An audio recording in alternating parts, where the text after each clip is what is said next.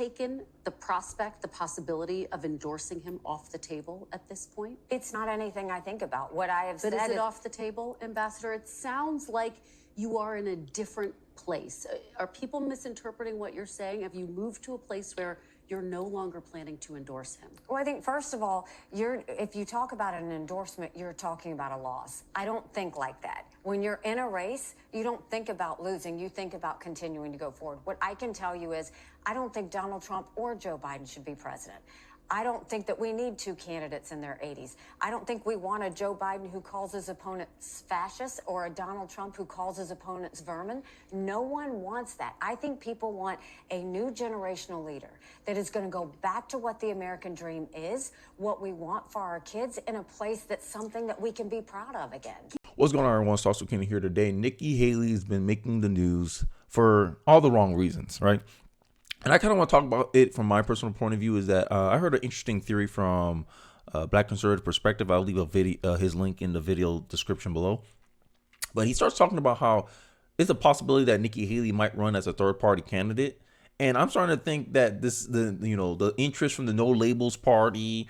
I think Haley about to become No Labels Haley, and I think this is one of the reasons why she's staying in the race, is that she could possibly build a case for herself to be represented and get more support from all these fractions that have been turning up lately in the 2024 election. So you saw in the intro, she began saying that nobody wants Joe Biden and Donald Trump. Problem is that there's a difference between saying something and doing something. And it seems like the voters have been voting heavily for Donald Trump. You guys all had a chance to run, and none of y'all had made a dent in this. And I'm about to go in through like some articles. I won't stay too long on there. Nikki Haley says she was no longer bound to honor the pledge to support Donald Trump if he wins the GOP nomination. Now, she's mentioning the GOP changed. It's not the same GOP anymore, so I shouldn't be able to honor the thing. And this has been a track record with Nikki Haley. And honestly, I think this is political suicide, in my view anyway. I think after this, this is Nikki Haley's last shot. She's burning her whole credibility here.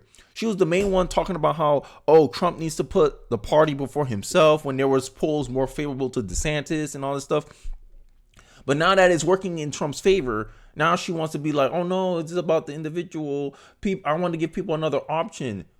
People already showed them with their vote that they don't want another option. They want a rematch. Sorry, not sorry. Hey, look, this is the reality, right?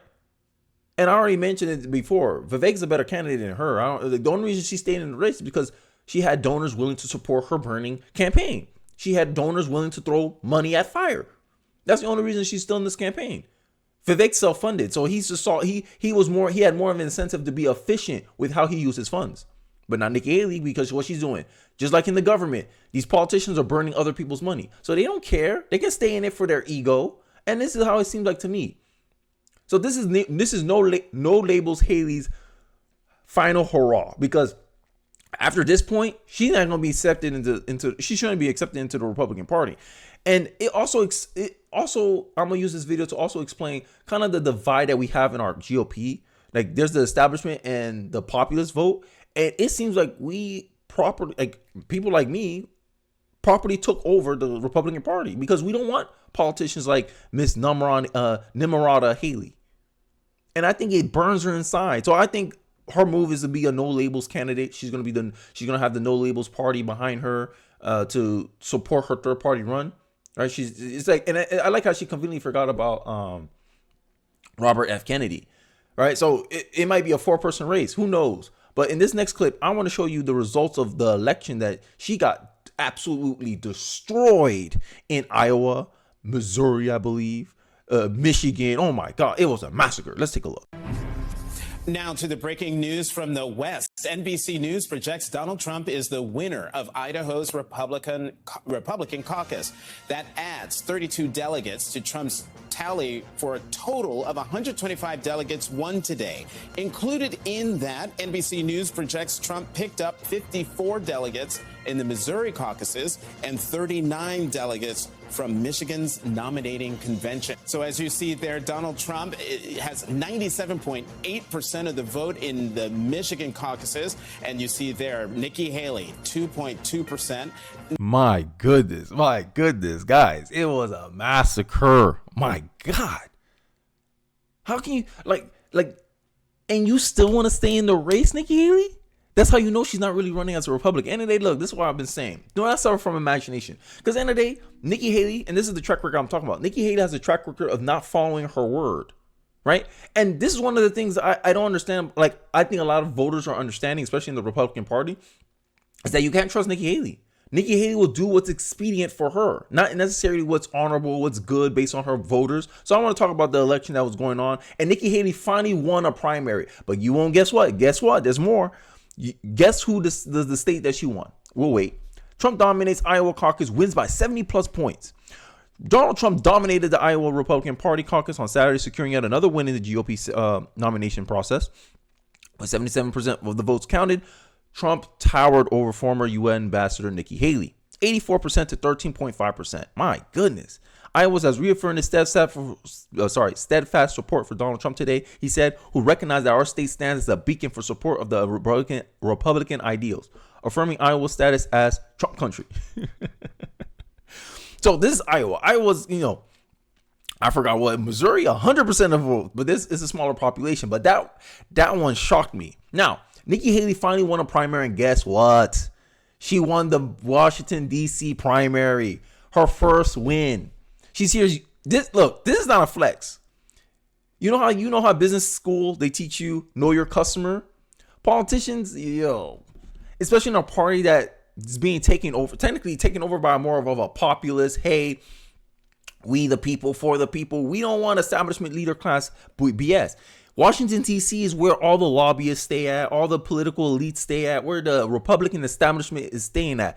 This is the same Washington, D.C. Republican swamp, as I will call it, that try to bribe Carrie Lake not to run in the Senate race in Arizona.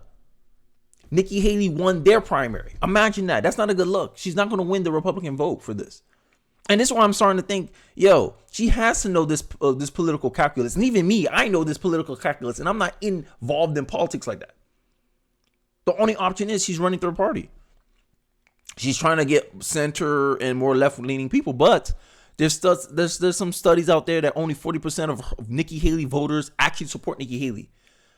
Haley campaign responded to the win by stating on social media, this makes Nikki Haley the first woman to win a Republican primary in U.S. history.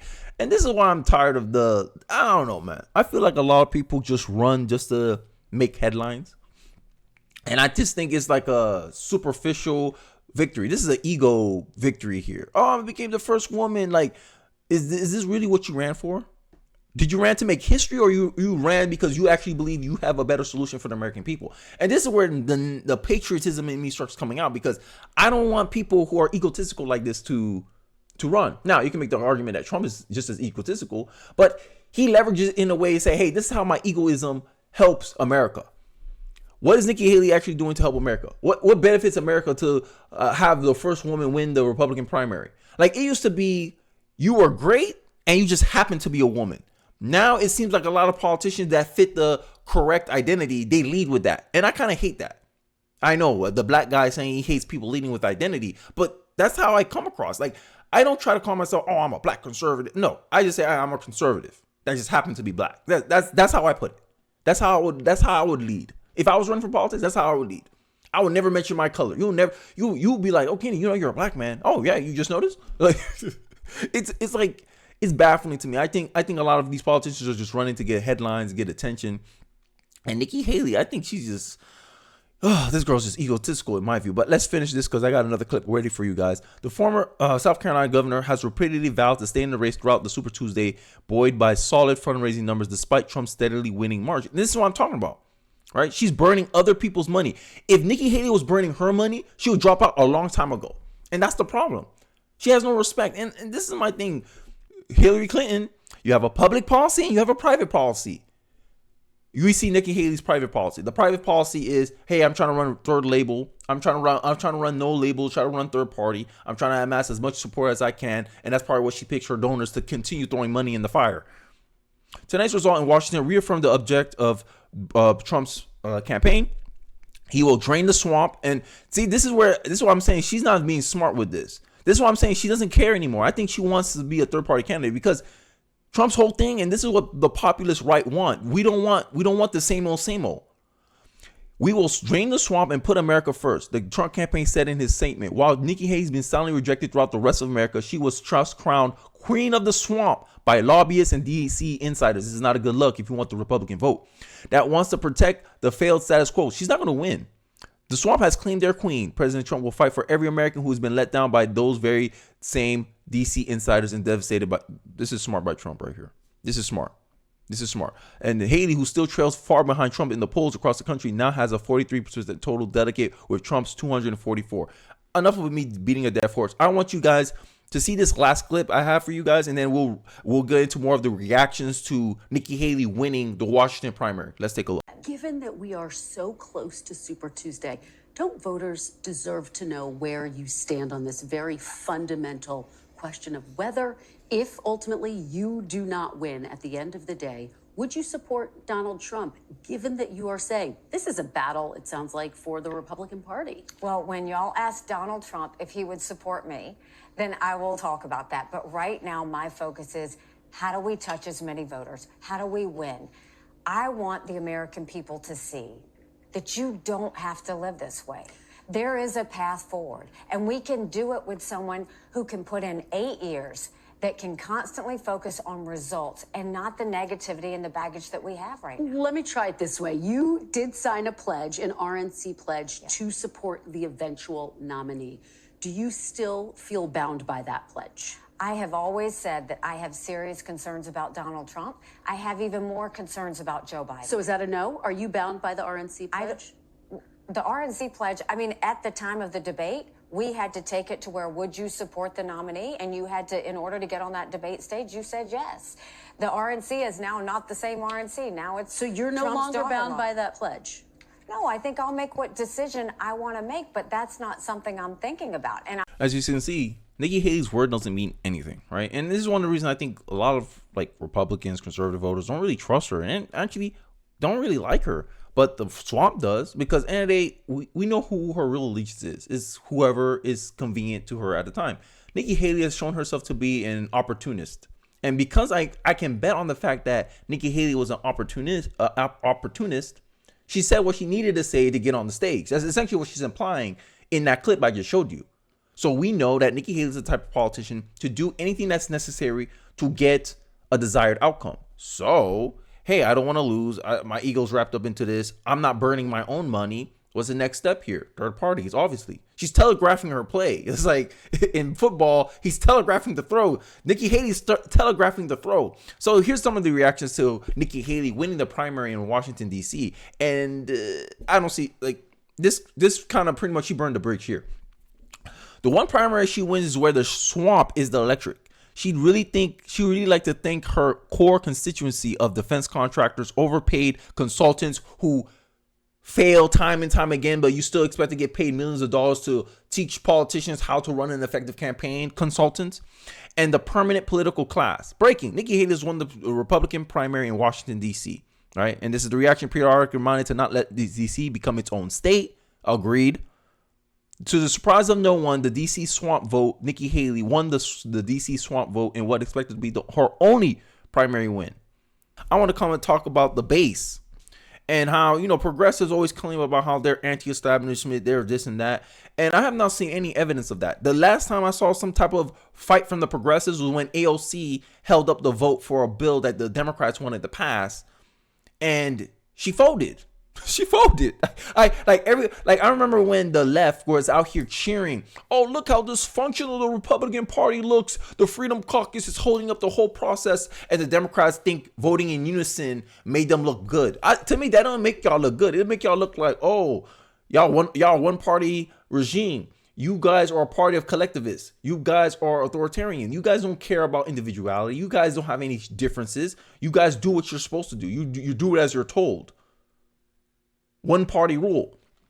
In the Republican side, it look like there's a lot of diversity of thought, opposing opinions. I'd rather get in a party like that. And yes, there's trade-offs. We're not going to look as united as the Democratic Party, but I don't want unity. I want solutions. When you're trying to fix solutions, You have different angles of how you can fix it. So you ain't going to agree on everything. And this kind of highlights the difference between conservatives and progressives. Because once you push, look, conservatives are reactionary by nature. I already admitted this. The minute you get us to react, letting us like forget about this. We ain't gonna give up. AOC is always on TV. She ran as an outsider by started calling Nancy Pelosi Mama Bear, right? Matt Gaetz did what AOC was supposed to do. AOC should have gotten Nancy Pelosi ousted as speaker. She didn't, because she had to play party politics. She cared about her position more than she cared about what was best for her constituency. But progressives sitting here talking about they want change. Yeah, right. Y'all want power. That's what y'all want. Y'all don't want change. Y'all want power. So you'll do anything necessary to get power. So AOC did what was necessary to keep power. She kissed up to Mama Bear.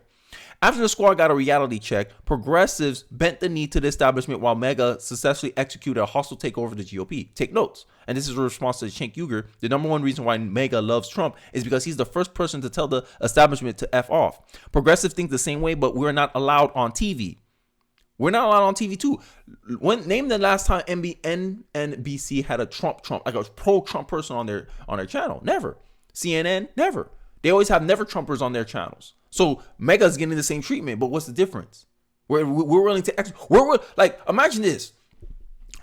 Polls show that Nikki Haley is supposed to have a bigger advantage over Joe Biden than Donald Trump.